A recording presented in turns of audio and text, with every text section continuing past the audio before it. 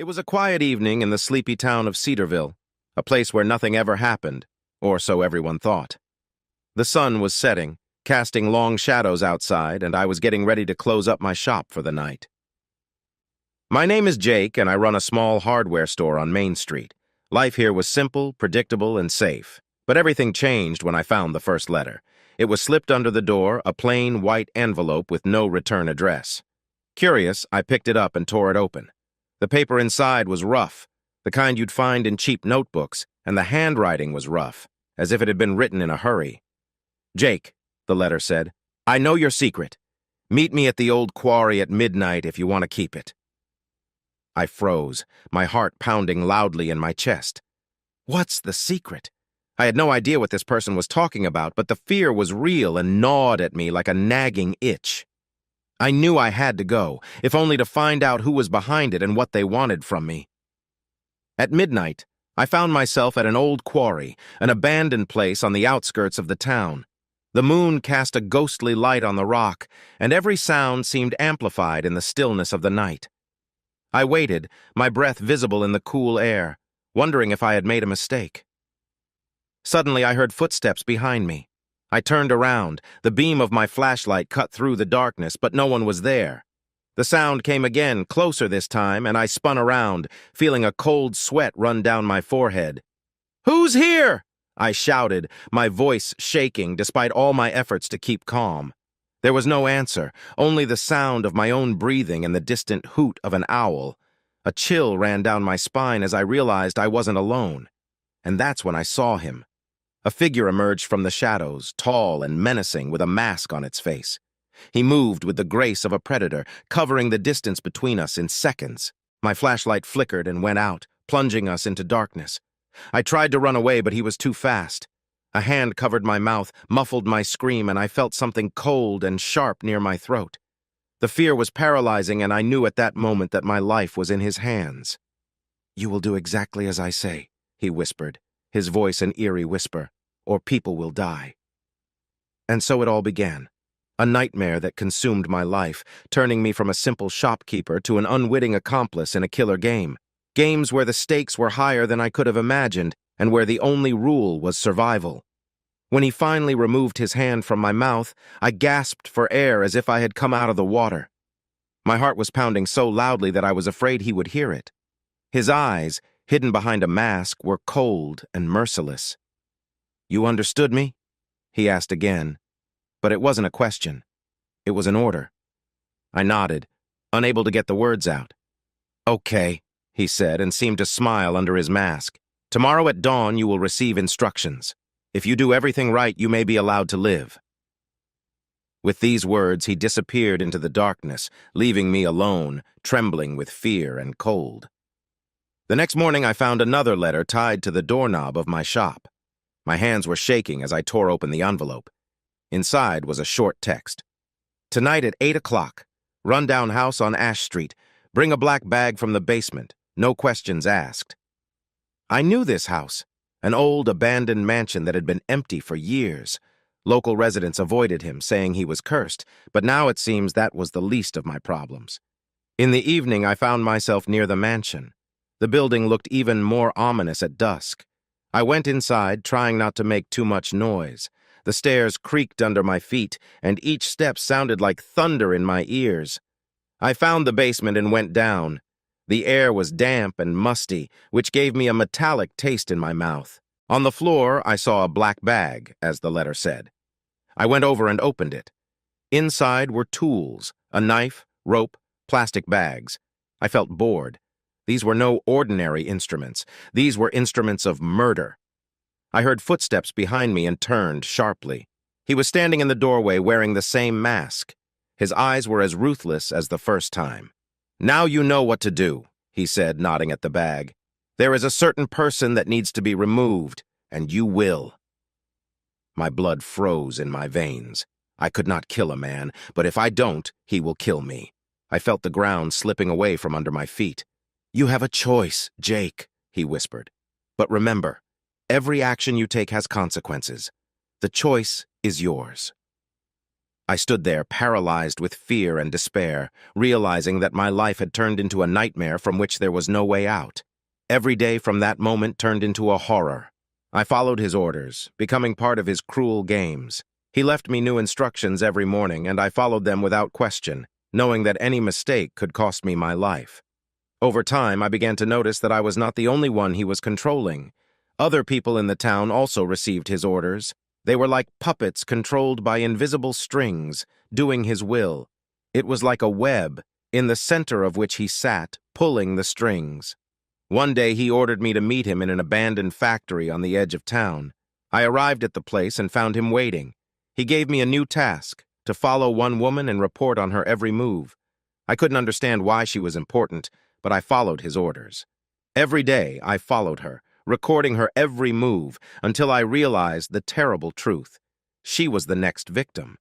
This game continued, and I could feel fear and despair gradually replacing common sense. I began to lose touch with reality, feeling like a puppet in the hands of a ruthless puppeteer. And every time I thought it couldn't get any worse, he found a way to push me to the limit. I knew I couldn't go on like this, but what could I do? How do I stop someone who had total control over my life and the lives of other people? I felt hope slipping away from me, leaving only fear and powerlessness. One evening, when I was again standing in front of him carrying out another order, I realized that it could not go on like this. I decided to fight. But how? I wasn't a hero. I was just an ordinary man dragged into this nightmare. "You're going to do one more thing for me today," he said, his voice as cold as ice. "You will bring me that woman's head." My world froze. I couldn't do it. I could not kill an innocent person. But if I refuse, he will kill me. In that moment, I knew I had a choice. Either remain his slave for the rest of my days, or find a way to stop him, even if it costs me my life. And I decided to fight. My hands were shaking as I stood before him. All thoughts merged into one, to find a way to escape from this nightmare. But how? He was in total control, and I couldn't understand how he was always one step ahead. "Do you understand what will happen if you don't, Jake?" he asked, leaning closer. His breath was cold as ice. I nodded, feeling the fear welling up again. "Okay," he said, stepping back. "You have until midnight, and remember, I'm always watching." He disappeared into the darkness, leaving me alone. I knew this was my last chance. If I don't find a way to stop him, it will be over. I had to think fast and act even faster.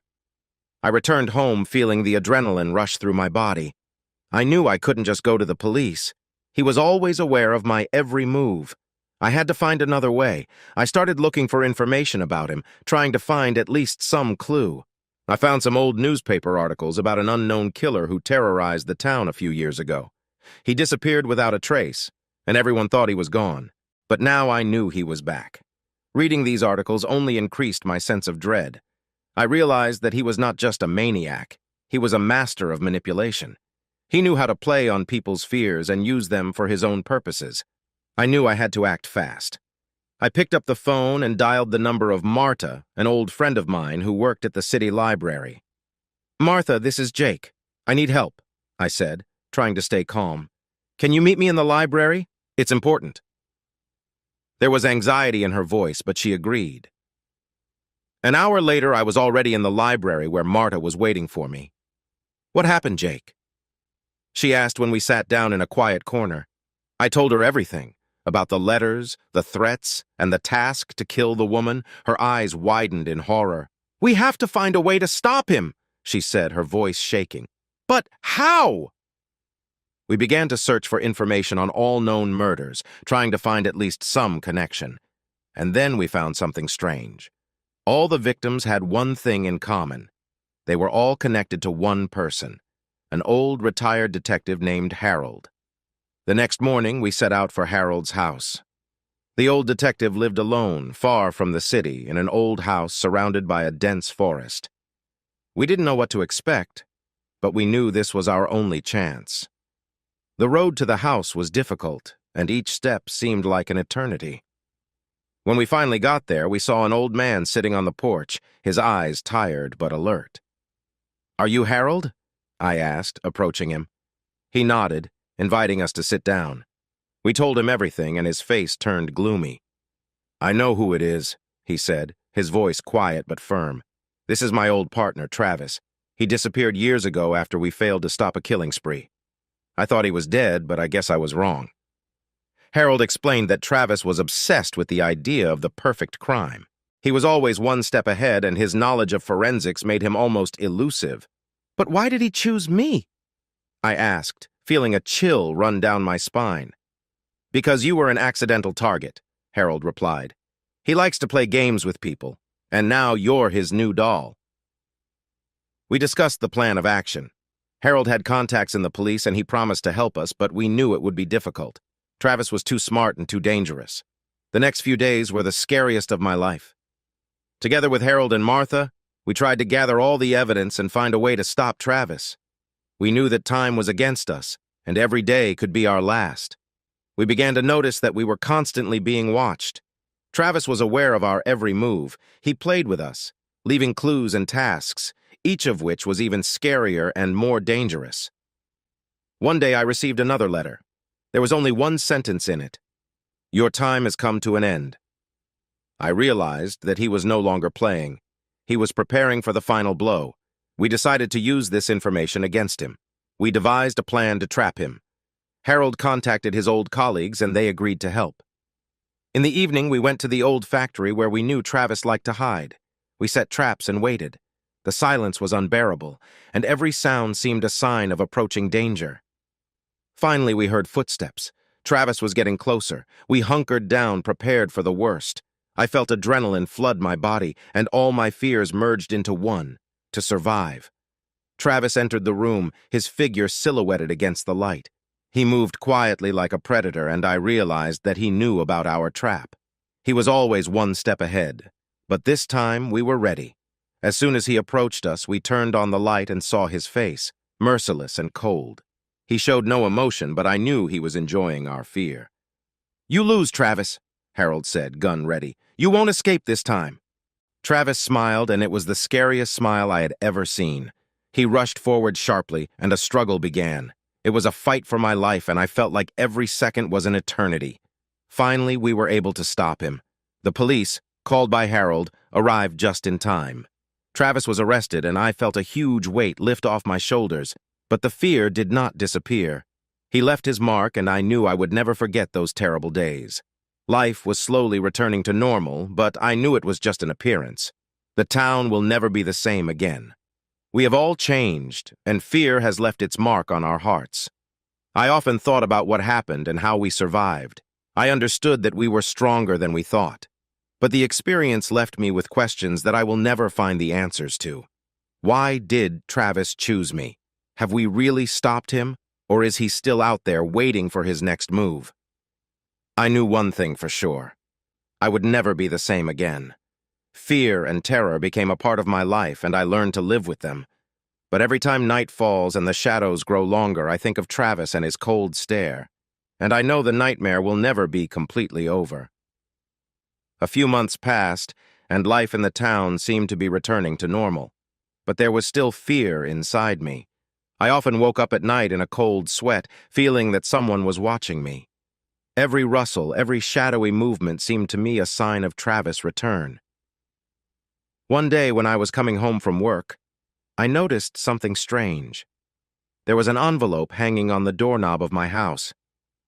I froze, feeling the fear seeping into my bones. In the end, I pulled myself together and took the envelope. Inside was just one sentence. "Did you think this was the end?" Those words made my heart skip a beat. I knew Travis was incarcerated, but this letter made me doubt it. Did he manage to escape, or maybe he had an accomplice? I decided to turn to Harold. He was the only person who could help me make sense of this nightmare. I called him and made an appointment. We met in an old cafe where no one could see us. "Harold, I got a letter," I said, showing him the envelope. "Hez back." Harold examined the letter carefully and seemed to be deep in thought. "It could be someone who knows about Travis and his methods," he finally said. "But we have to be ready for anything." We began investigating, trying to find any leads that might lead us to an answer. We went over all the old places where Travis could be hiding or leaving clues, but every step we took was in vain. One evening, as I was returning home, I noticed that the door to my apartment was open. I carefully entered inside, holding a kitchen knife in my hand. The apartment was in disarray, and it seemed that someone had just left it.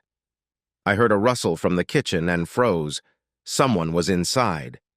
I slowly approached the door and opened it sharply. A figure stood before me in the darkness. I recognized him instantly as Travis. "Surprise, Jake," he said, smiling his terrible smile. "You didn't think you'd get rid of me so easily, did you?" My heart froze. I understood that it would not be possible to escape, but I decided to fight to the end. We began to fight, and each blow sent a sharp pain through my body. Travis was stronger, but I was ready to do anything to survive. Suddenly, I heard the door open, and Harold and several policemen ran into the apartment. Travis tried to run away, but they quickly stopped him. He was arrested again, and this time I hoped he would never return. A few weeks passed, and I tried to recover from the experience. I knew Travis couldn't torture me anymore, but the fear didn't go away. I felt someone was watching over me even when I was alone. One day, as I was returning home, I received another letter. There was only one word in it: follow up. I realized that this nightmare was not over yet. Perhaps Travis had an accomplice, or someone else took his place. I realized that I could never go back to a normal life. This fear will always haunt me, and every time I feel that someone is watching me, I will remember those terrible days and nights when I fought for my life. My life has turned into a constant state of anxiety. Every letter, every phone call made me shudder. I knew that my enemy was still somewhere nearby. But who is he? And why does he continue this game? One evening, as I was walking home, I noticed a car parked on the side of the road. It was the same car I had seen near my house several times before. My fear turned to determination. I decided to find out who was following me. I crept up to the car and saw a man sitting behind the wheel. He was on the phone, and I heard him say, "It's coming home. Wait for the signal." I broke out in a cold sweat. It was a conspiracy. The next day, I contacted Harold. We decided to set a trap. I was supposed to go home as usual, but this time we prepared a surprise for those who followed me. In the evening, I returned home as usual. I heard a rustling from behind the door and realized they were already here. I went inside, trying to look calm. In the darkness, I saw several silhouettes. "Did you think you could escape?" was heard from the darkness. It was a new voice, but it was just as cold and ruthless as Travis. I didn't answer. I knew Harold and his men were waiting for the signal. Suddenly, the door opened, and the police rushed into the apartment. A fight broke out, and I could feel fear and adrenaline mixing in my body. After the arrest of the new conspirators, I was relieved, but it didn't last long. A few days later, I received another letter. It read, "This is not the end yet." I realized that these people were just part of a larger conspiracy, and I was just a pawn in their game. My fear returned again, but this time I was ready to fight to the end. I decided to find those behind this nightmare and stop them once and for all. I knew it would be dangerous, but I had no other choice. I had to find the answers, even if it cost me my life, and I was ready to risk everything to stop this horror. My investigation led me to an old warehouse on the outskirts of town. I knew that there were answers to all my questions, but I also knew it was a trap. I went inside with my gun at the ready. The room was dark, and I could only hear my breathing. Suddenly, I heard footsteps. Someone was approaching. "You think you can stop us?" came a voice from the darkness. "You're just a pawn in this game." I didn't answer. I was ready to fight, and this time I wasn't going to give up. The battle was brutal and merciless. Each blow sent a sharp pain through my body.